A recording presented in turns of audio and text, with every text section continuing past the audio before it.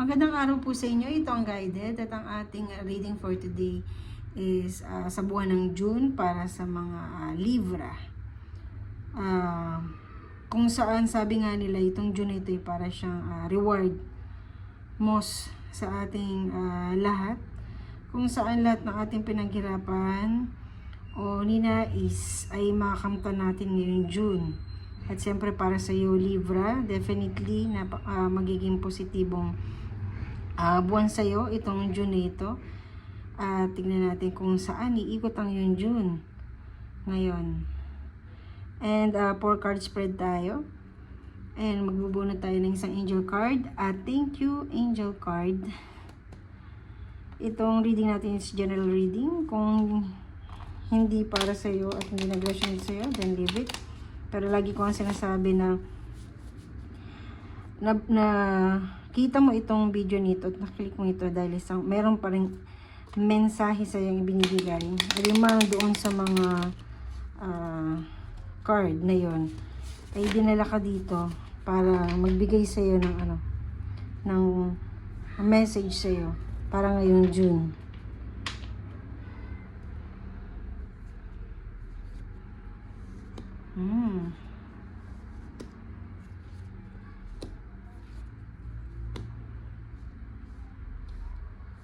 So, marami tayong reverse. So, yun, the devil is in reverse para sa yung overall environment mo para ngayong June ito, Libra. Kung saan ang yung June ay masasabi nating yung mga anger issue or negative issue or negative na dumating sa iyo na mga pagkakataon ng mga nakaraang buwan is ngayon June is sabihin natin makakahinga ka, parang ay okay, medyo peaceful ako ngayon. So masasabi natin ang iyong buong June ngayon is medyo peaceful. Sinabi kong medyo, pero syempre may mga ibang conflict pa rin, pero parang hindi na sila magpapatinag, hindi ka na matitinag doon sa mga ganong klase na kasi may mas malaking dumating sa iyo, and then nakayaan mo din to pa kaya. So hindi na siya ganoon sa iyo and may kita natin hindi ka ngayon controlled. Hindi ka controlled ng ibang tao ngayong June. Kaya siguro masabi natin more on free and independently freedom ang nararamdaman mo ngayong June. Dahil hindi ka nakatali, possible sa isang tao or isang sitwasyon na mararamdaman mo at makakahinga ka na, nakakapag-desisyon ka, nakakagawa ka ng mga bagay na gusto mong gawin na hindi mo kailangan pang paulit-ulit na sabihin sa ibang tao o sa isang tao para lang ma-convince.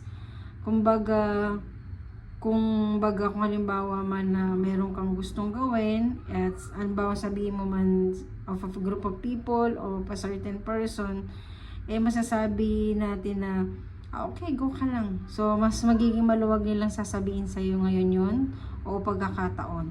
At kung saan, kahit saang panig ka man or ng iyong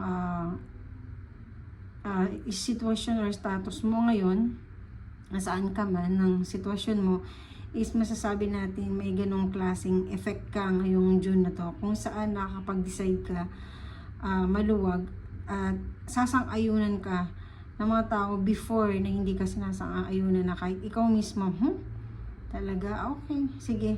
And dahil doon, syempre, sabi nga natin, di ba, kapag mas may nagbibigay sa atin ng blessing ng ganon, mas nagiging positive yung nagiging result kung ano man yung mga gusto natin gawin sa buhay.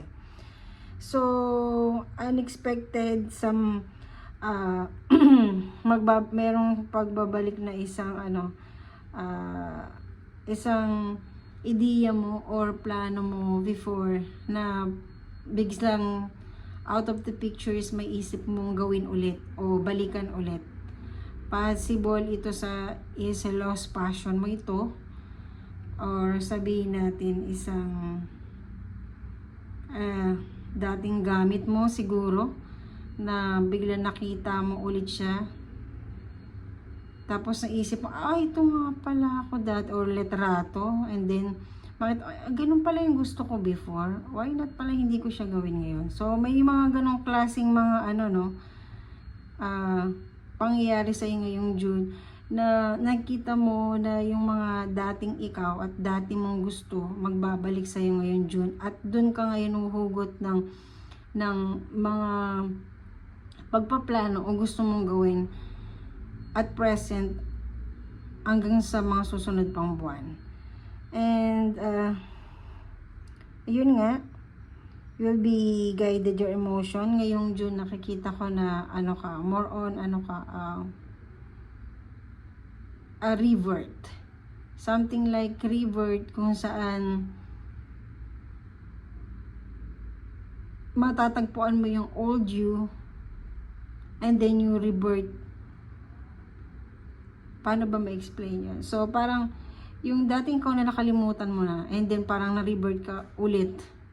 No, kasi nga parang na-lost ka na ganun ka pala. And then ngayon June masasabi mo, ganun pala ako dati at bakit kaya hindi ko tinuloy? Para may ganun kang klase ng ano, ng darating sa iyo ngayon at naisip mo na sana is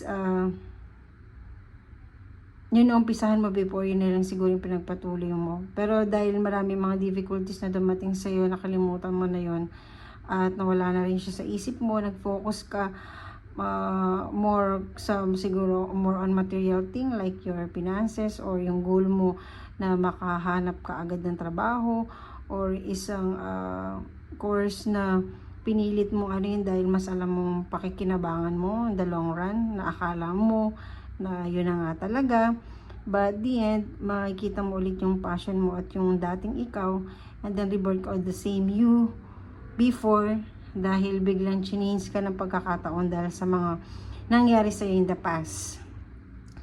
And by the end of the month, definitely the Magician in reverse. So sinasabi lang sa iyo na life is not just like ano tawag natin is the temperance magic. I mean, hindi to magician, sorry. Temperance kung saan yung at the end of the month is masabi natin na hindi mo na kailangan pang mag-compare kung ano yung mas okay o hindi or ito ba o ito.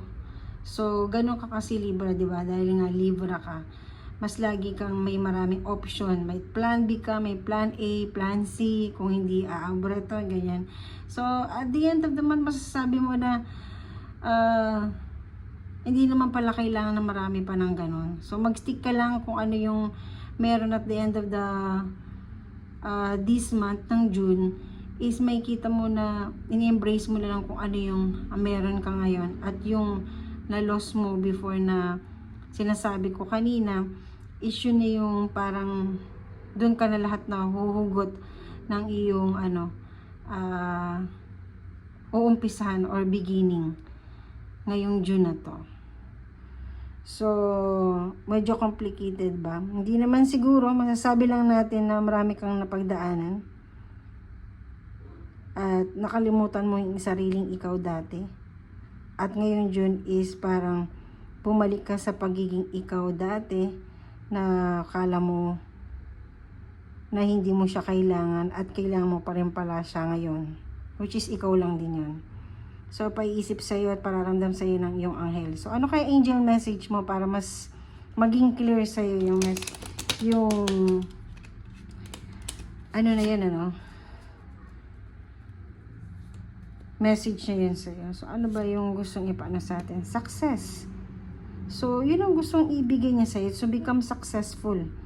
Kaya, sinasabi niya sa'yo ng mga card na kailangan mo lang ma-realize o bigla mo na lang ma-realize na yung before. Kasi, yung dating ikaw is doon kayo magtatagumpay. Yung mindset mo before na kinalimutan mo na dahil sa mga trials na dumating sa'yo at binago mo yung sarili mo na parang ibang tao ka na. Ngayong June, masasabi mo na hindi ikaw yun and then mahanap mo yung sarili mo na yung dati and then you become successful dahil gusto ng Panginoon gusto ng mga anghel mo na maging successful ka. At sinasabi niya, doon ka magiging successful. Doon yung ikaw mismo. At ipakikita sa'yo yung ano na yun, yung path na yun to become successful ka in the long run. Kumbaga ngayong June na to, sabi ko nga sa'yo, at sa mga ibang zodiac, na binibigyan tayong pagkakataon ngayon ng nasa taas, na para balikan natin kung anong dati tayo. Revert of a new us. Pero dahil ikaw naman, ibinago mo sila, parang ibanilik ka doon sa dati mong